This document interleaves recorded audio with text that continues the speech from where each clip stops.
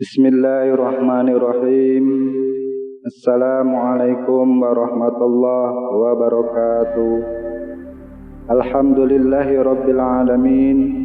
Wassalatu wassalamu ala asrafil anbiya'i wal mursalin, nabiyina wa habibina Muhammadin wa ala alihi wa sahbihi ajma'in wa man tabi'ahum bi ihsani ila yaumiddin, amma ba'd. Pertama kali mari kita ucapkan alhamdulillah sebagai ucapan rasa syukur kita kepada Allah Subhanahu wa taala.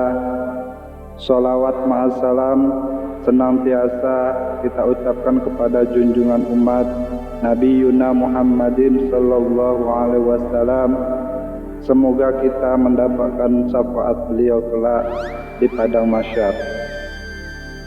Teman-teman sekalian yang berbahagia, pada kesempatan ini Islami Media akan menyampaikan cerita singkat yang bertema tangisan Rasulullah Sallallahu Alaihi Wasallam yang dapat mengguncangkan arus. Sepanjang sejarah manusia, tidak ada nama yang kehidupannya diceritakan secara detail seperti kisah Nabi Yuna Muhammadin Sallallahu Alaihi Wasallam. Beliau adalah sosok manusia sempurna yang kepribadian dan tutur katanya penuh hikmah. Dalam kisah para nabi dan rasul, banyak diceritakan kisah seharian maupun mukjizat Nabi Muhammad Sallallahu Alaihi Wasallam. Ada satu kisah yang menggentarkan hati saat Rasulullah Sallallahu Alaihi Wasallam yang mulia menangis hingga tangisannya mengguncangkan arus tempat singgasana Allah Azza wa Jalla. Dikisahkan ketika itu Rasulullah Sallallahu Alaihi Wasallam sedang tawaf di Ka'bah. Beliau mendengar seorang di hadapannya bertawaf sambil berzikir, "Ya Karim, Ya Karim." Rasulullah menirunya membaca, "Ya Karim, Ya Karim." Orang itu lalu berhenti di salah satu sudut Ka'bah dan berzikir lagi, "Ya Karim, Ya Karim." Rasulullah yang berada di belakangnya mengikuti zikirnya dengan mengucapkan, "Ya Karim, Ya Karim." Merasa seperti diolok-olokkan, orang itu menoleh ke belakang dan melihat seorang laki-laki yang gagah, lagi tampan, yang belum pernah dikenalinya. Orang itu lalu berkata, "Wahai orang tampan, apakah engkau memang sengaja memperolok-olokkan aku? Karena aku ini adalah orang Arab Badui. Kalau bukan karena ketampananmu dan kegagahanmu, pasti engkau akan aku laporkan kepada kekasihku Muhammad Rasulullah." Mendengar kata-kata orang Arab Badui itu, Rasulullah tersenyum lalu bertanya, "Tidakkah engkau mengenal nabimu, wahai orang Arab?" "Belum," jawab orang itu. "Jadi bagaimana kau beriman kepadanya?" "Saya percaya dengan mantap atas kenabiannya, sekalipun saya belum pernah melihatnya, dan membenarkan sabdanya, sekalipun saya belum pernah bertemu dengannya," kata orang Badui itu. "Hai orang Arab, ketahuilah aku ini nabimu di dunia dan menolongmu nanti di akhirat." Melihat Nabi di hadapannya, dia tercengang seperti tidak percaya. "Tuhan, ini Nabi Muhammad?" "Iya," jawab Nabi Muhammad sallallahu alaihi wasallam. Si Arab Badui itu pun tertunduk mencium kedua kaki Rasulullah sallallahu alaihi wasallam.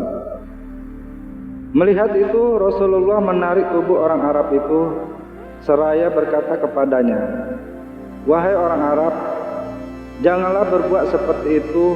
Perbuatan seperti itu balasan dilakukan oleh hamba sahaya kepada juragannya. Ketahuilah, Allah mengutusku bukan untuk menjadi seorang yang takabur, yang meminta dihormati atau diagungkan, tetapi demi membawa berita gembira bagi orang yang beriman dan membawa berita menakutkan bagi orang yang mengingkarinya." Ketika itulah malaikat Jibril turun membawa kabar dari langit.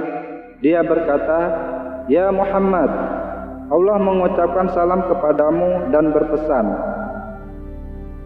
katakanlah kepada orang Arab itu agar dia tidak terpersona dengan belas kasihan Allah.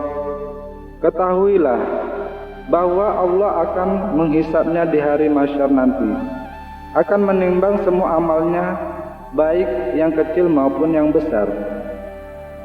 Setelah menyampaikan berita itu, Jibril kemudian pergi.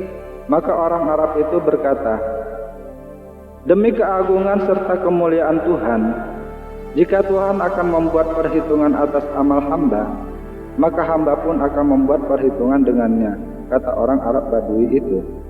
"Apakah yang akan engkau perhitungkan dengan Tuhan?" Rasulullah bertanya kepadanya, "Jika Tuhan akan memperhitungkan dosa-dosa hamba, maka hamba akan memperhitungkan betapa besar maghfirahnya," jawab orang itu. "Jika dia memperhitungkan kemaksiatan hamba, maka hamba akan memperhitungkan betapa luas pengampunannya. Jika dia memperhitungkan kekikiran hamba, maka hamba akan memperhitungkan pula betapa kedarmawaannya," sambungnya orang itu lagi. Mendengar ucapan orang Arab Badui itu, maka Rasulullah pun menangis, mengingat betapa benarnya perkataan orang Arab Badui itu. Air mata beliau meleleh membasahi sampai ke janggutnya. Melihat itu, malaikat Jibril pun turun kembali seraya berkata, "Ya Muhammad, Allah menyampaikan salam kepadamu dan berpesan, berhentilah engkau menangis. Sesungguhnya karena tangisanmu penjaga arus lupa dengan bacaan tasbih dan tahmidnya, sehingga ia terguncang. Katakan kepada temanmu itu bahwa Allah tidak akan menghisap dirinya, juga tidak akan memperhitungkan kemaksiatannya. Allah sudah mengampuni semua kesalahannya dan ia akan menjadi temanmu di surga nanti." Mendengar kabar itu, orang Arab Badui lalu menangis karena tak mampu menahan rasa harunya. Betapa tidak, karena akan menjadi ahli surga menemani Rasulullah tentu dambaan dan cita-cita bagi semua orang, berkat rahmat Allah Azza wa Jalla dan kemuliaan Nabi Muhammad SAW. Orang Arab Badui itu menjadi salah satu orang yang beruntung. Semoga kisah ini dapat menambah kecintaan kita kepada Allah dan Rasul-Nya. Demikian cerita dari Islami Media tentang arus terguncangnya ketika Nabi menangis. Akhir kata, wassalamualaikum warahmatullahi wabarakatuh.